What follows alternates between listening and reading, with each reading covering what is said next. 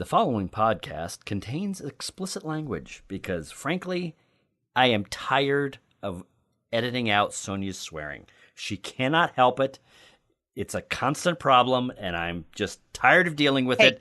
So you've been warned. Smith. Here it comes. Fuck you. This episode of Dorking Out is brought to you by Casper Mattresses. You'll get the best night's sleep of your life on a mattress named after the ghost of a dead kid. Houston, flight is go. Mila, let's go.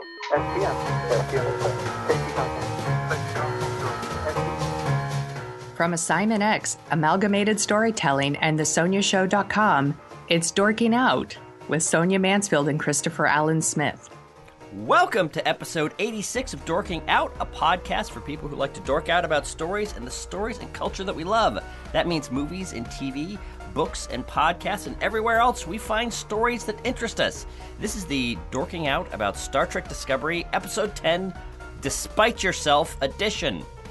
Returning today to talk about Star Trek Discovery is Jeff Bond, author of several Star Trek books, including The Art of Star Trek, The Kelvin Timeline, as well as a book on Seth MacFarlane's recently renewed Orville. Also with us is Alexandra August, huge Star Trek fan, somebody we're going to be talking about Star Trek Voyager here in a couple of episodes, writer for Geek Magazine, as well as the host of my favorite Game of Thrones podcast, Got Thrones, and the new DiscoTrek, which also, I believe, has Jeff and her talking about Star Trek. So if this is not enough for you, head on over to DiscoTrek and give it a listen. Sonia is away on assignment, meaning trying to catch up on Star Trek Discovery. First, hi, Jeff, Alex. Welcome to 2018. Hi. It's so nice to be here in 2018. It is, yes, it is. I am happy that 2017 is done and gone. I have a suspicion 2018 is going to be just as rough, but cross your fingers, maybe 2019 will be when the dawn breaks. We will leave all of that to the side right now. But first, it is only natural to open a discussion of Star Trek Discovery with quick 1-minute reviews of Star Wars The Last Jedi, because why not? Jeff, if the context clues on Facebook tell me anything, you might not have been as much of a lover of Star Trek The Last Jedi as I might have suspected. Star Trek The Last Jedi. Oh my God, did I say that? Star Trek The Last Jedi. If only that's what it had been. It was bound to happen. Such a great crossover movie. Perfect. It's only a matter of time before Disney owns it all. Very lukewarm on it, and I'm not sure if it really affected me, but there was a kid sitting next to me who, within 25 minutes of it starting, was begging his mom for them to leave. Holy smokes! I don't know. I was kind of thrown off from like the opening moments of that like phone call joke that they were trying to pull off, which I thought just crashed the whole thing to a halt. And then something about the whole kind of strategic plot about,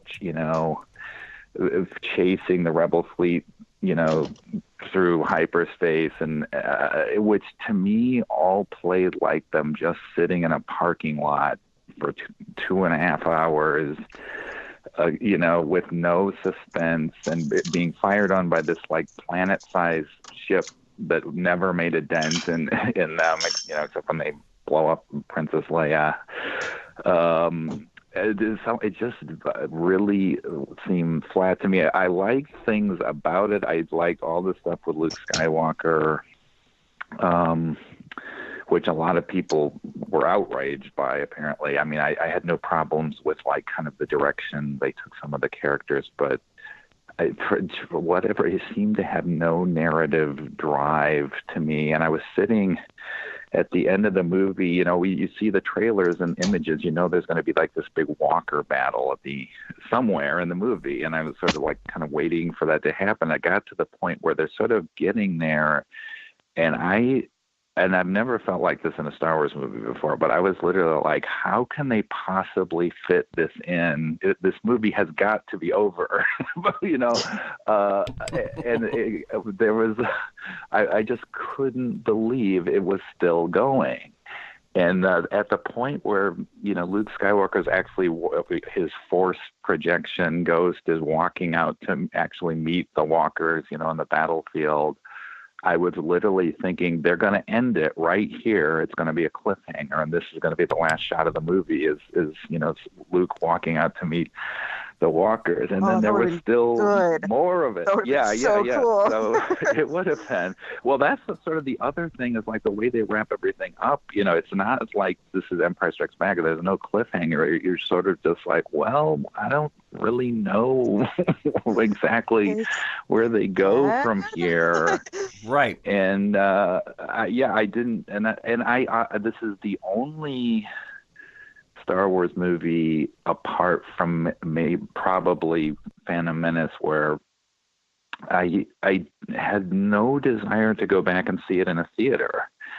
And every other Star Wars movie I've seen at least twice in a theater, even ones that I had issues with. That there were always big sequences you wanted to see again, or there's some amazing battle or something that you wanted to re-experience. And with this one, I can't think of one thing in the movie that I really am dying to see again. So I guess the only thing I sort of really liked about it was the music was mixed very loud.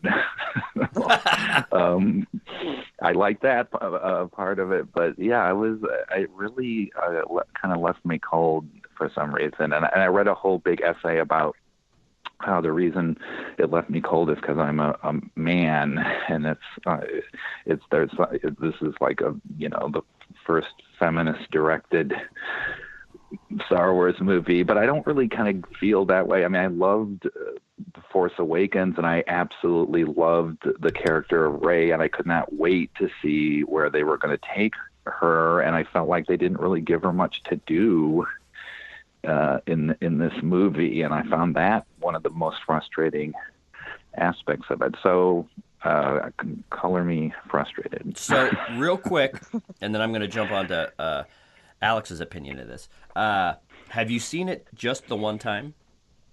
Yes. Okay. Because I had a very similar reaction the first night I saw it. I have heard that it's better the second time, and so I will probably see it at some point a second time, and for all I know, that will completely turn me around. I was kind of shocked at how much I turned around. I was, because I think you and I saw The Phantom Menace, I think about a week and a half before it actually came out, and I was, I was in shock of. Jeff is still remembering the drive back from San Francisco to Los Angeles that I think scared him a little bit. One of the most frightening experiences of my life. Sorry. Anyway, what I was going to say is, I was in denial with The Phantom Menace and, went back to watch it and tried to like it more and talked myself into liking it more for a while. But then, this one, I really turned around on it. Although I understand exactly kind of what you're saying, and I would be definitely interested in hearing your thoughts once you've seen it again. Most of my reservations that I thought were either plot holes or problems or whatever fell away, but the dynamic of that middle third where the bad guy ships can get close enough to shoot but not close enough to do anything else was a very strange dynamic. Deadly. So Alex, what are your thoughts on Star Trek? I'll just stick with it. Star Trek: The Last Jedi. Oh, that would have been such a great movie. I am not a Star Wars person. It's not for lack of respect for the franchise. I think it's I think it's wonderful. It's not my thing. So, but that said, I do not have the level of investment that a lot of Star Wars fans did in this new iteration of the franchise. I haven't been waiting for it for 30 years. I was not super disappointed in the prequels. I didn't really care for them, but I wasn't, utterly heartbroken. And So I wasn't like waiting for this one with bated breath. And I've also like never been a Luke Skywalker fan. I've always, out of everybody in that franchise, I've always thought he was kind of this like sort of mealy-mouthed milquetoast hero. I love Mark Hamill. So if you're listening, Mark Hamill, no offense. Thanks for listening. So for me, these movies are usually a lot of like, I liked Force Awakens, and I've also been like day drinking a lot for the day that I saw The Last Jedi. So I was like in a position to really enjoy it. Basically, yeah. So long story short, I liked it a lot because I have pretty low expectations. I just want to watch a fun movie, and I don't have any investment beyond that, really. Mm-hmm. So I liked cynical Luke Skywalker. I saw a really wonderful tweet that was like, anybody who's pissed off about what happens to Luke Skywalker, it like clearly doesn't understand what 35 years of adulthood can do to a person. Yeah. Boy, that's the truth. Yeah, it was like sort of, so that really rang true for me. I do understand, having read a lot about it now, like understand why people were like, wait a minute. But at the end of the day, it was still very believable to me, and it made a lot of sense. And I was not a huge fan of the Finn and Rose portion of the story, which only because the whole movie felt really quite bloated. There was a lot going on. Right.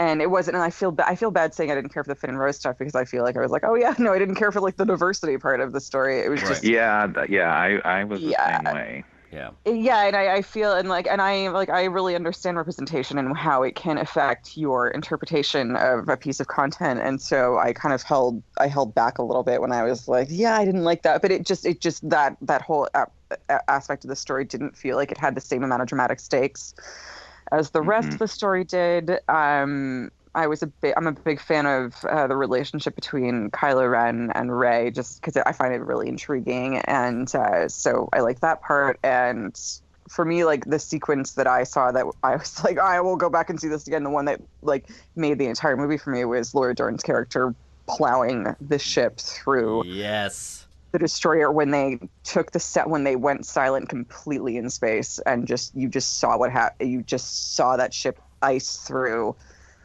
So the one ship ice through the other ship like a knife through warm butter, and like I was still like, wait, is she okay? Like she's alive, right? Because they wouldn't. It's fine. It's fine. Like my editor at Comic Book Resources was like, if no, she would have she's been dead.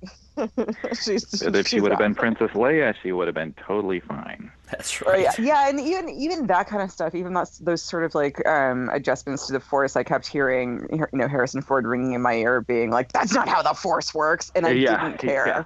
Right. I was like, it's fine, it's cool. She flew through space, and we've never seen Leia use the Force before, and it's really cool because of course she'd be like, really Force sensitive and kind of neat, and like that didn't. The that funny kind of thing really didn't bother me. criticism that I heard about that was like, I just was like at a table of people yesterday where they're like, well, they've never shown Princess Leia use the Force before, and it's like, what, have you not seen the like Empire Strikes Back? Like it's like a huge moment in Empire Strikes Back where she's like hearing Luke's thoughts. That's and right. Stuff. It's like they totally established that, and I agree. Like what are the rules for the Force? There's even people who had problems with the whole thing that Luke does at the end, which I thought was fantastic. I mean, I really love that. Yeah. But he's had like 35 years by himself to like refine his Force technique. I thought that was really cool, and it makes complete sense in terms of like what the Force is. Star Wars has always been, and it's like a comic book movie in the sense that you sort of have to forget physics. Yeah.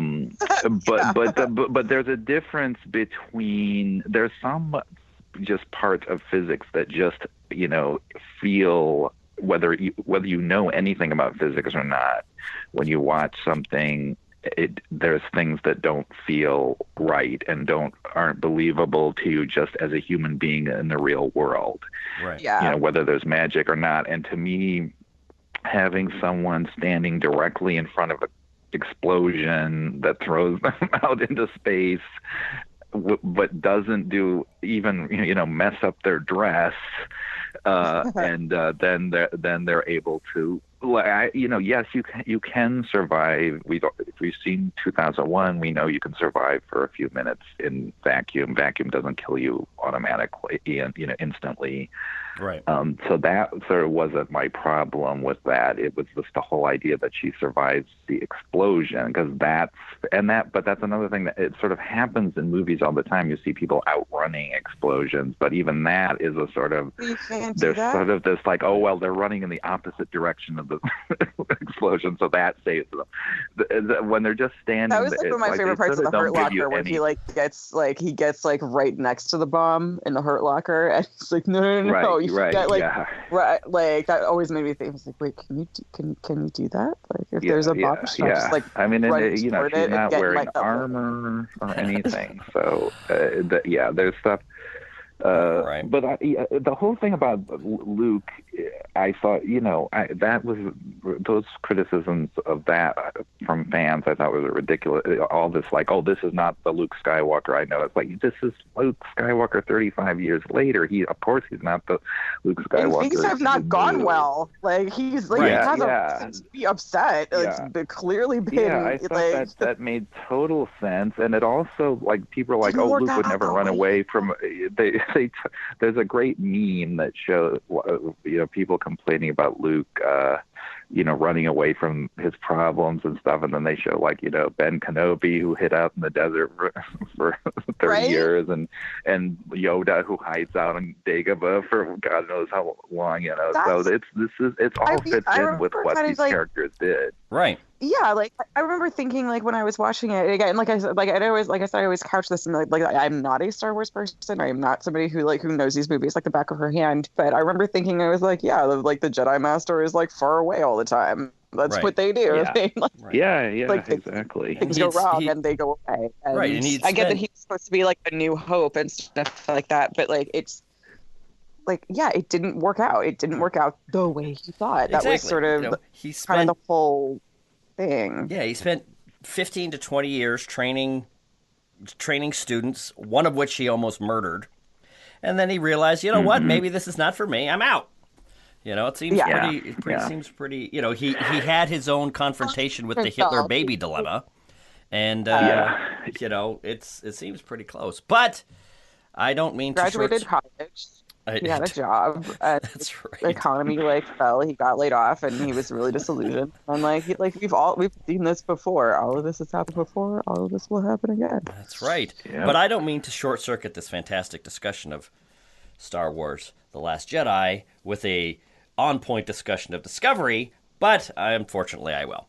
So, all right, on to Discovery. I think listeners can attest that I've been going through an especially fickle period when it comes to what I'm watching and paying attention to lately. And one of the things that made me realize this is I was shocked to come to the end of 2017, make a listing of my favorite stories of 2017, and realize that Star Trek Discovery did not even make a blip on my consciousness when I thought about my favorite stories of 2017. We've had some time to absorb the first 9 episodes. We've all watched episode 10. How is Star Trek Discovery sitting with you? Like when you think about the creative storytelling landscape that you guys are paying attention to in culture, where is Star Trek Discovery ranking for you? It's like it's almost like I almost have to excuse myself from that kind of question, because it's such a Star Trek being back on television and this being this iteration of Star Trek being so monumental. I don't know that I have enough distance from it to be like, okay, to compare it to, other things that I'm watching for entertainment value. Right. It's difficult for me to do on that level. And also because I get so deeply analytical of the story, just trying to figure out what's going to happen and where they're going with it, that I've had a hard time being critical, but I kind of agree with you. It's not been my, like, it's not as monumental a story as I've seen this year, but also I don't know that I would be ready to I think that's a lot to ask of it in this first season because they're trying to do so much. Right. They have such a heavy load to bear when it comes to the franchise's legacy that I feel like I think part of me is just like kind of almost subconsciously reserving judgment until I see the end of the season. This episode notwithstanding, though, like this episode was my favorite, and like I was like dancing around my apartment, being like, "Holy, oh my god, that's so good." But I'm kind of with you in the rest of it. But I think maybe for different reasons. Like it's not in my top 10 for 2017, but mostly because like it's like always number one. Right. Like, oh, I get it. Yeah. But, No, that makes sense. So Jeff, how are you feeling about? Well, I think I look at it, maybe a little bit more critically because I went into this as we've talked about. Knowing what the goal for this show had to be, which was for it to measure up against all these other fantastic, non-Star Trek TV shows that we've been watching over the past decade. And I don't think that the show is there yet. And it's, clearly, I think it's had, it's well publicized issues going into production, and I think it's still finding its way, but it also still has kind of elements in it that I think have tremendous potential and elements that I really love. So I'm, it's not like I'm going to not watch it, and I'm fascinated every week to see what the show's going to be. So I still, I don't think that I would definitely be withholding judgment on the show as a season since we're only halfway through it. And it does seem like we're going in an interesting direction. One of the frustrations for me, even watching last night, is how social media is kind of like makes it impossible to kind of be surprised by a lot of this stuff. But there's been discussion. I like quietly raised my hand as somebody who was live tweeting at 5:30 PST. Yeah. Oh my god! It's like. Did you see Sarek's beard in the trailer? Yeah. Yeah. I mean, since the show started, I've seen some people theorizing, the whole show's set in the Mirror universe. Or Captain Lorca's from the Mirror universe, which still seems like that still seems like a very tantalizing possibility. But so much of this stuff is like kind of ruined in that you can't.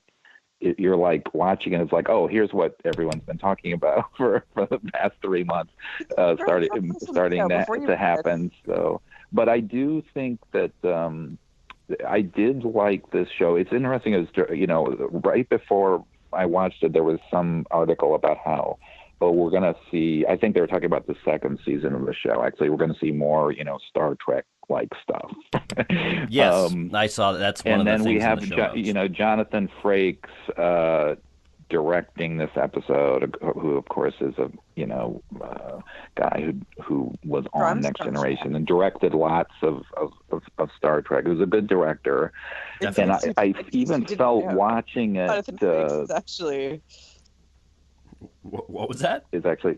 Oh no! I was like, in case you didn't know, Jonathan Frakes has actually been on Star Trek before. That's right. Yes.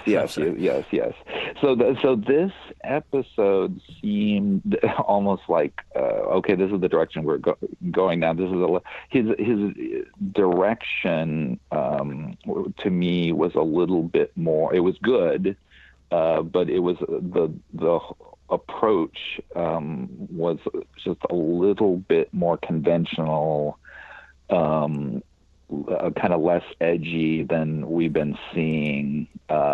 And then we're going into the story, which is total, in a lot of ways, very, very fan service oriented, with lots and lots of Easter eggs and throwbacks to all this stuff that we've seen before. The best universe ever. You mean like yeah. And the mirror universe is a one of the reasons people are like talking about this stuff is that it's a beloved trope of Star Trek that's been visited in numerous iterations of the show, and that goes right back to the original series.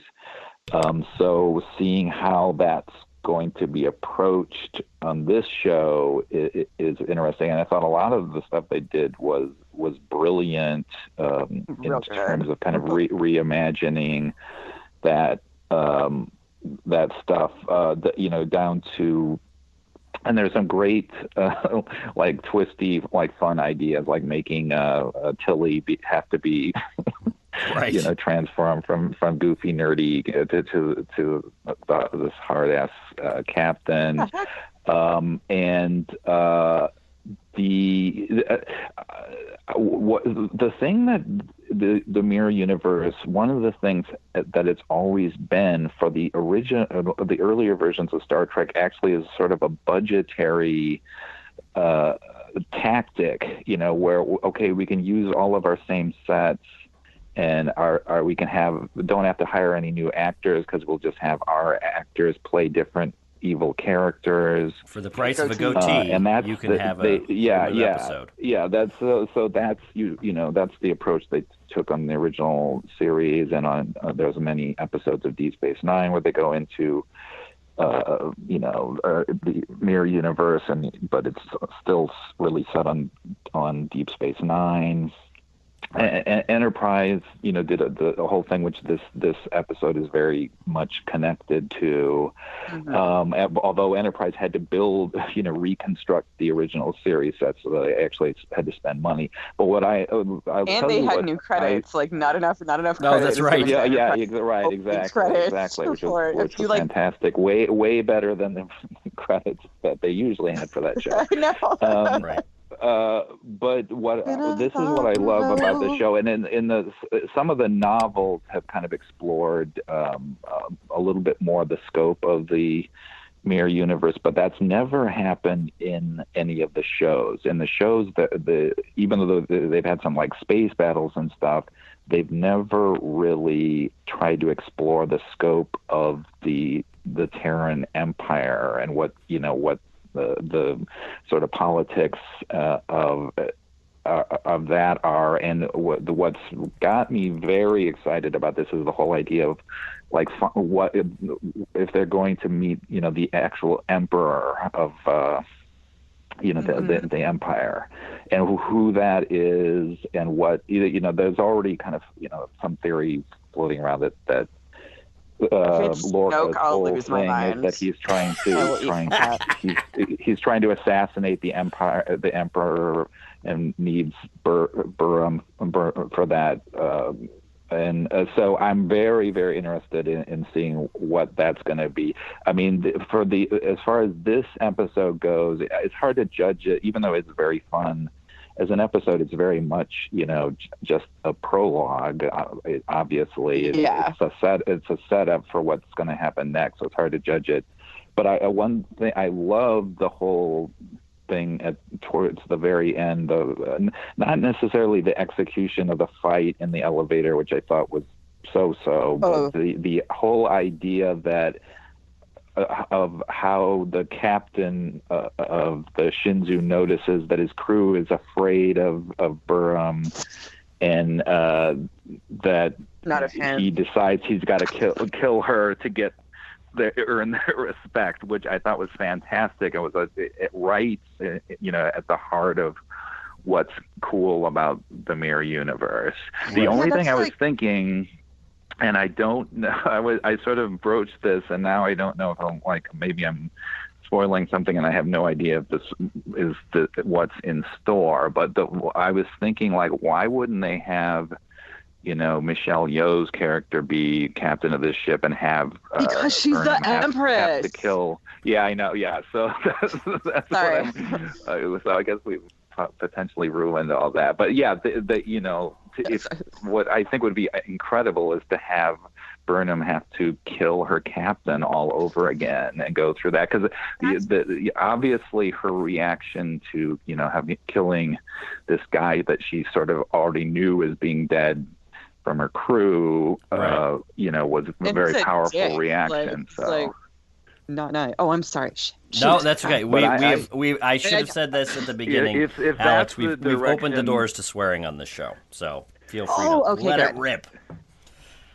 But yeah, I mean, if that's the direction that they're going to go in, and if that was in any way part of, Brian Fuller's idea for this show, I think that is absolutely brilliant, and that really gets into the whole kind of like epic canvas and sort of Game of Thrones type of plotting that I think they haven't so far really managed to achieve.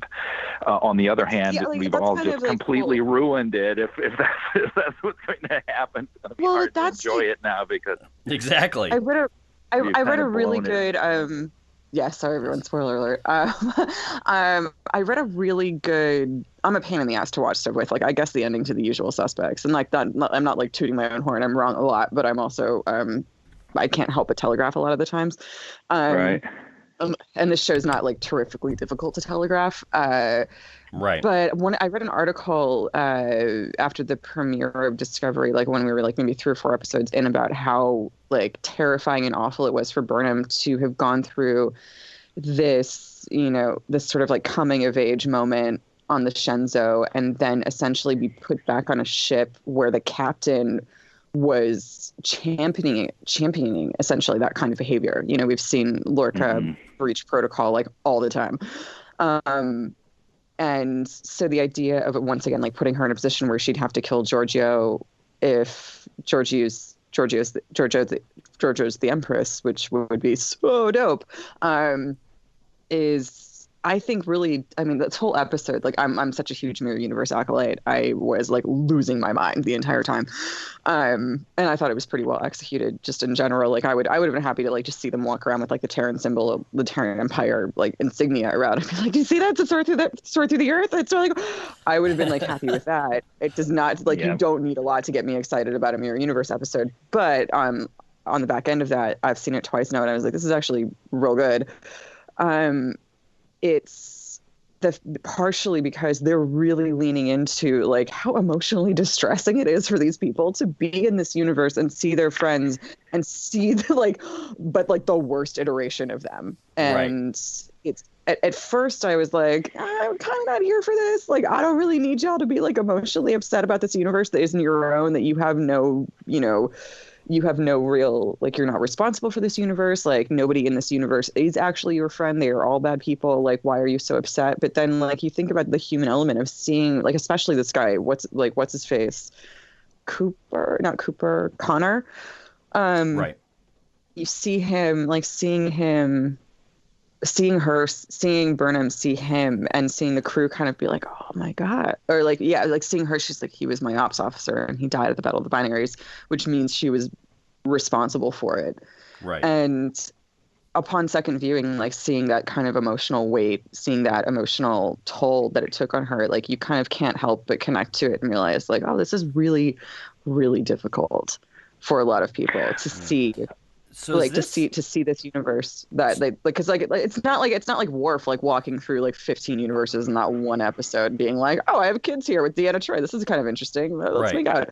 Right. It's like, oh shit, this guy's alive, and oh, I have to kill him again. This is a lot. I mean, so the only thing that kind of undercuts that for me is a criticism that I've heard a lot about this show and that I can really kind of see is that they have consistently avoided creating like a B level of characters, like, you know, maybe like Sulu and stuff that you would have on the original show, of people who, you know, didn't really exist fully fleshed out characters, but had a real presence and had dialogue. Yeah. Like there's no senior staff. I wish that they could have established some of these people, you know, so you would say, oh, that's Sulu, you know, and so you felt that you don't have to have it explained what the relationship was, you know, in dialogue, you actually could feel it. But I do agree that I did not recognize. I like the seriousness with which they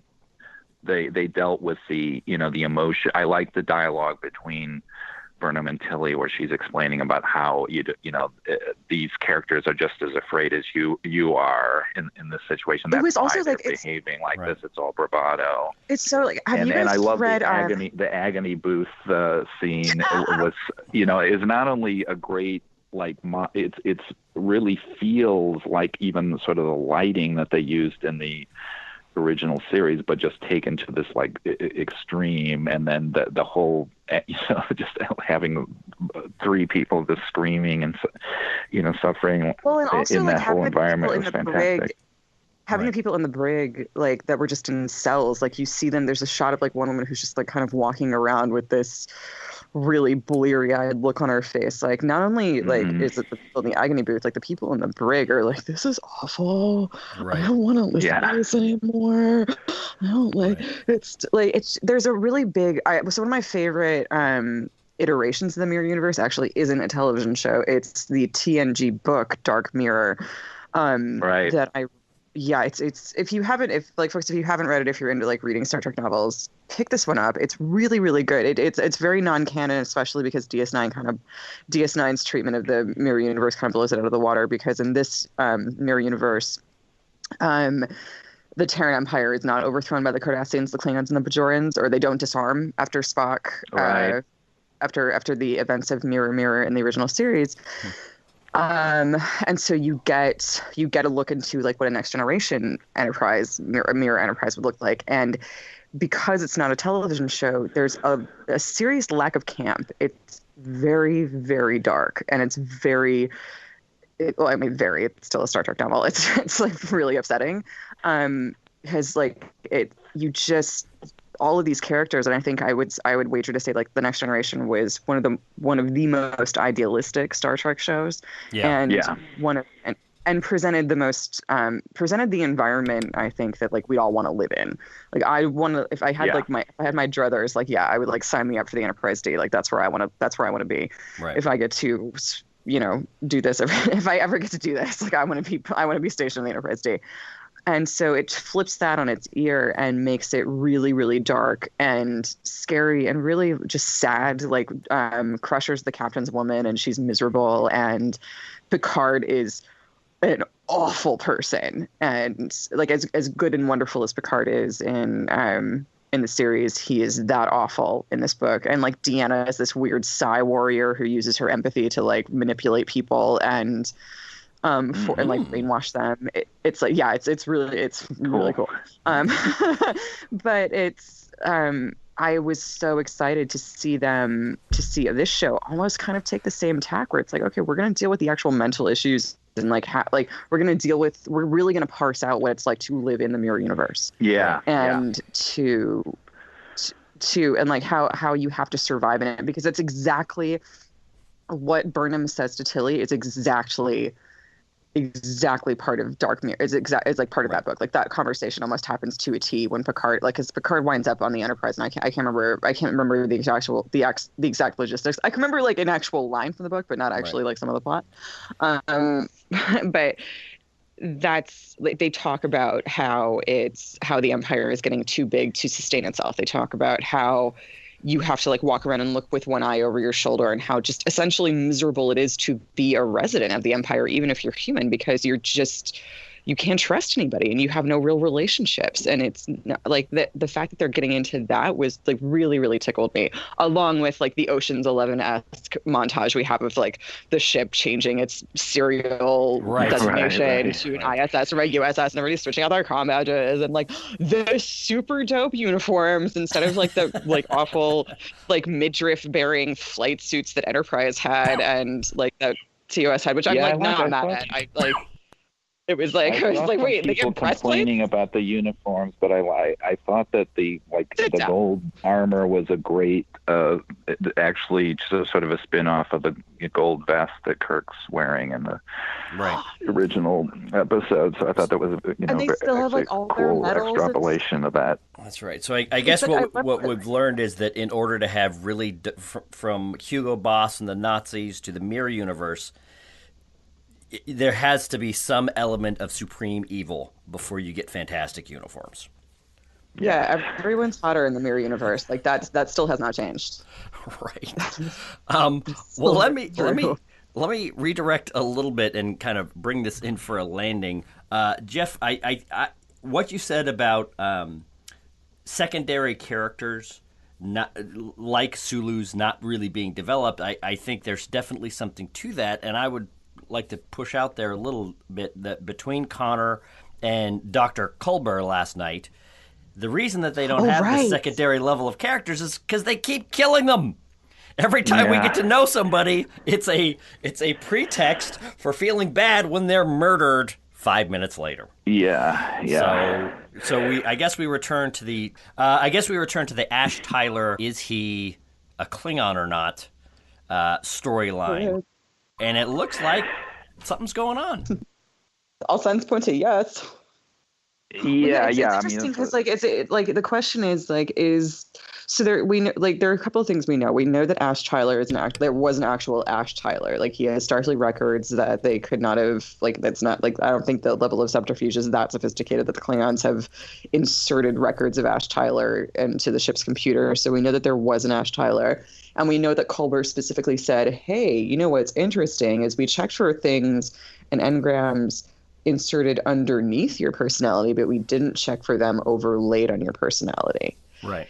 So the question, but then at the same time, he's like, but they also like made you shorter and they like shaved out, they changed the height of your spinal cord and they like fucked with your tibias.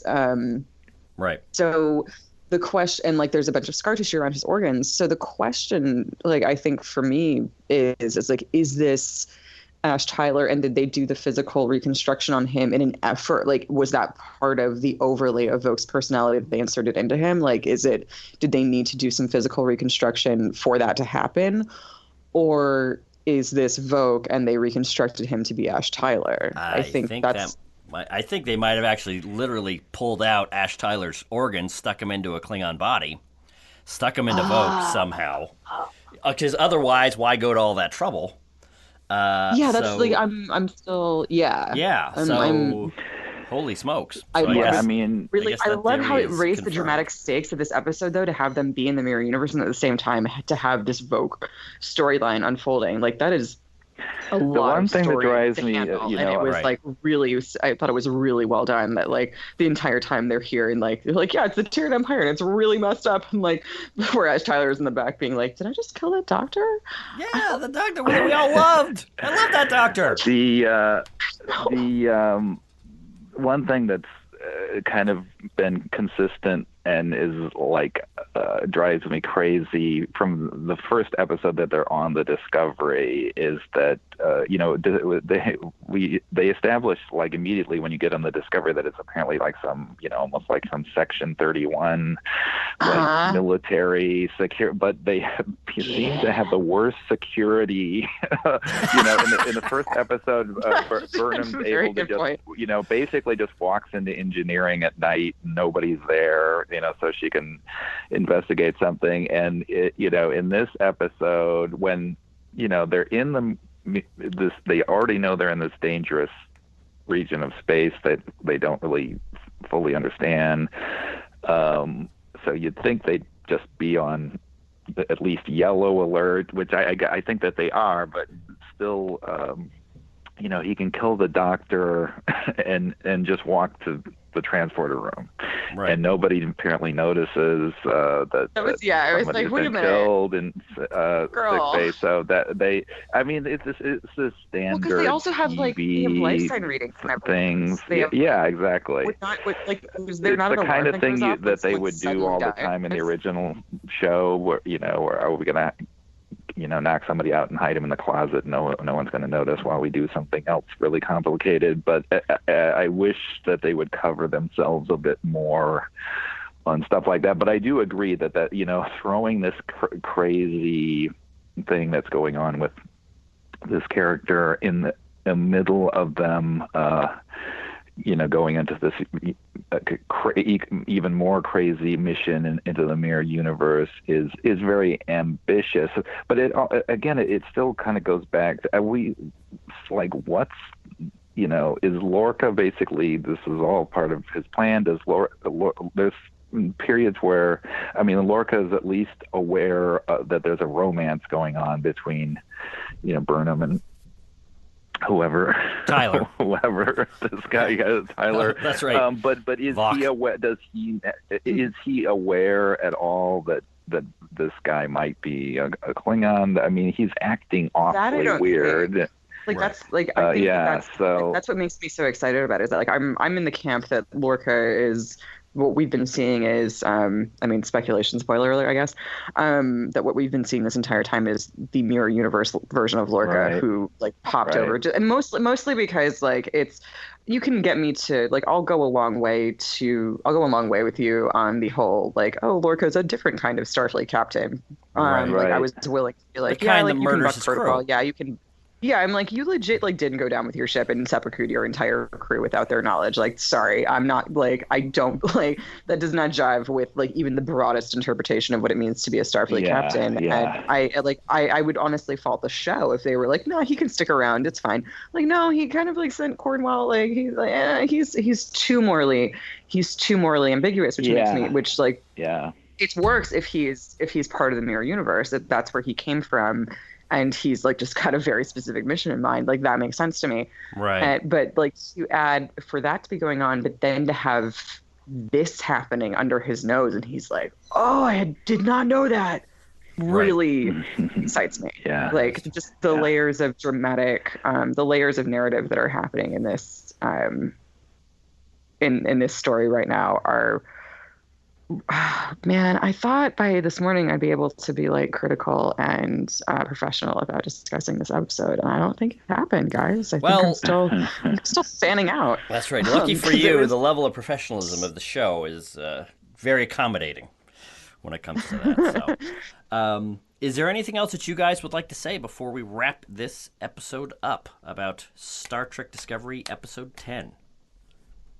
Well, I one thing that everyone's either complaining or talking about is just the little image you see of the Defiant, which is everybody's on the one hand, it's amazing to me that it looks very, very close to the old kind of Enterprise design, with a few changes that everyone's going nuts over.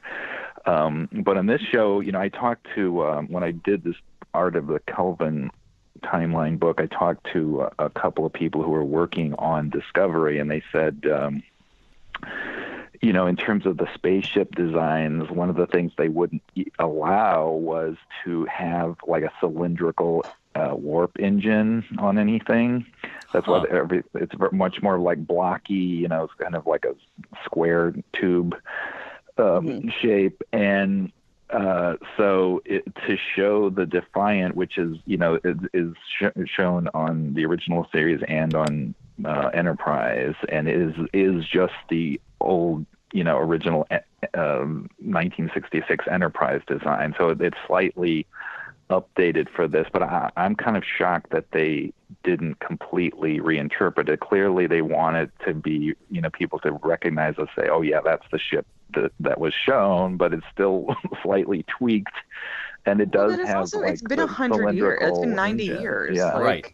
It's also it could have been they could have modified it. They could have been modified within the mirror universe, and that makes sense to me. But I think it's cool that because the fans are all about like, oh, they won't even allow, anything that looks remotely like, it was on the original series on the show, even though they're carrying phasers that look pretty much exactly like what was on the original show. So they still are obviously willing to do this and enjoy doing, getting the fans kind of involved with stuff like that. So I thought that was cool to see. And I wonder if I'll be stunned if we actually see the ship. That I think would be a huge moment for the There's show. Like a 90-year-old there's like a 120-year-old archer at the helm, or no, he's dead, but like a 120-year-old Empress Sato being like, not in my watch. I'm just wondering, but how far are they gonna, how long are they gonna spend in the Mirror Universe in this season? Man, they could be there. That's for like another the question, rest of the because season, we still have this whole Klingon. Yeah. I'm beginning to think the rest of the season is it. It could very well be, but it also, they basically have said that they're going to wrap up the Klingon arc in this season. So how are you going to do both of those? That's what's interesting. They had that wonderful moment of like, but if we're here, then like clearly the other Discovery is in our universe, which is bad fucking news if you think about it. Right. And also, so like, and they have they weren't able to get Starfleet the algorithm, and we know from Into the Forest I Go that there were a bunch of Klingon ships being like, I'm sorry, what now? You killed our sarcophagus ship? We're coming for you. So like there are a bunch of like they established that like Starfleet is now under even like the Klingons have doubled down on their attacks, and Starfleet doesn't have the spore drive, and it doesn't have the cloaking algorithm. So I don't think we're going to spend the rest of the season in the Mirror Universe. And I think there's as much as I would like that. And I think that there's kind of amazing stakes in getting them home so they can repair this problem and make sure that like no unnecessary lives are lost, which is so interesting. Like also too, like the whole Lorca thing, like I think what I like about Lorca so much, and I think it makes him so redeemable, is that I think that he's from the Mirror Universe, but I think he's part of the rebellion. Like I think he was trying to help, and because you see there's like Lorca is very morally ambiguous, but he's still like he shows, but like when they're in Choose Your Pain, like he shows a lot of concern for the other people in the cell aside from Mudd. He's still a human being who like you can tell is having issues with the things that he's asked of himself and the things that he asks of his crew. You feel like he's definitely got ulterior motives, but he's also, he's not enjoying killing people, and he's not enjoying, he doesn't enjoy having to ask inhumane things of his crew. Right. And so I think that it's going to be a problem for him that, they're not back and they're causing damage to that other universe. Yeah. And he's also like, the poor guy's in an agony booth while Ash and Sonequa are getting it on. It's like, guys, can you not get your files delivered to your quarters? Like, this is like... was a hell of a way to end the episode, I gotta say. Yep. So I was also, like we've never really felt like what it's like to be in an agony booth. I was also like, I was big asshole geek when they were like, oh, only the best agonizer booth. I'm like, it's an agony booth. Thank you very much, Mr. Connor. Yeah, I know. Yeah, I've heard a lot of agony booth switches. All right. Well, I think that leaves us with a lot to chew on. Thank you, Jeff and Alex, for being on the show. We look forward to talking to you next week. Is there anything else that you would like to say before we wrap up the show? Long live the Empire. All right. Bye.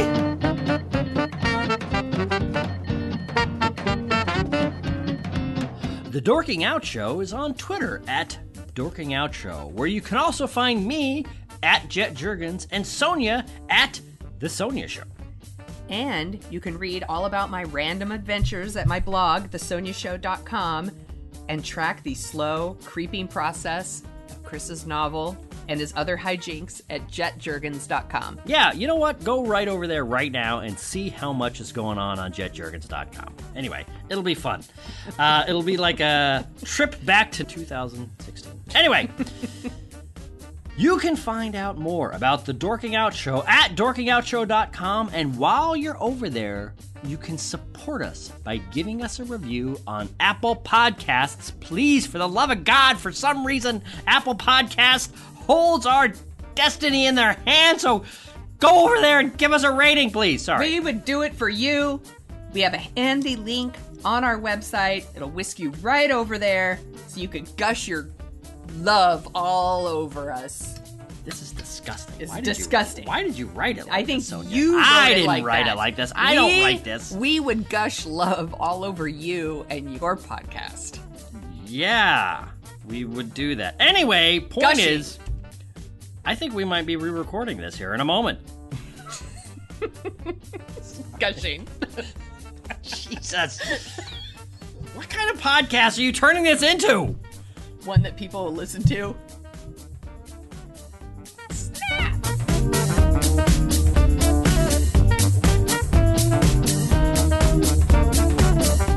This has been a presentation of Rocket Spots Media.